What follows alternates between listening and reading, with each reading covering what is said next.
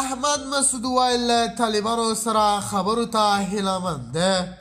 احمد مسعود ویلي زه هیله لرم چې له طالبانو سره خبرې وکړم او غواړم چې له طالبانو سره په یوې غونډه کې بحث وکړم.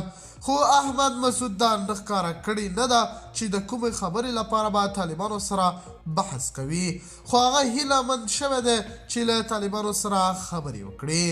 د باور ټي وي چینل درنو لیدونکو سلام، ستړي مه شئ، وخت مو بخیر.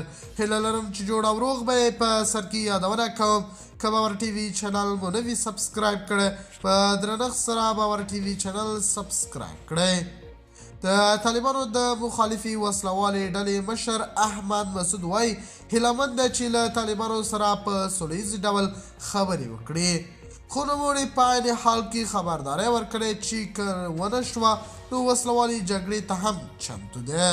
د طالبانو حکومت ورته کوم خاص غبرګون تر اوسه احمد مسعود ته نه دی ښودلی. احمد مسعود چې د پخواني جهادي قومندان احمد شاه زوی دی، هغه ویلی دي چې زه به د طالبانو سره خبرې وکړم چې تر څو جګړه ختمه کړو او سوله په افغانستان کې راولو. طالبانو هم دې ته تیار دي چې له احمد مسعود سره هر ډول خبرې وکړي. دی وایي زه په خپل مرکز کې او پنجشیر کې له طالبانو سره خبرې غواړم. احمد مسعود دا ډیر وخت وشو چې افغانستان ته بیرته نه دی راستون شوی، خو یو ناڅاپه غواړي چې خپل هیواد ته راشي او د طالبانو سره خبرې وکړي او هغه خبرې هم هغه غونډه هم په پنجشیر کې غواړي چې صادره شي.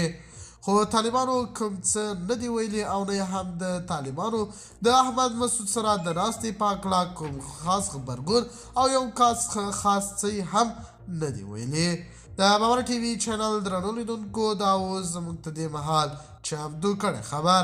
د نورو تازه خبرونو لپاره باور ټي وي چینل په درنښت سره سبسکرایب کړئ. د الله په امان تر بیا ښې چارې.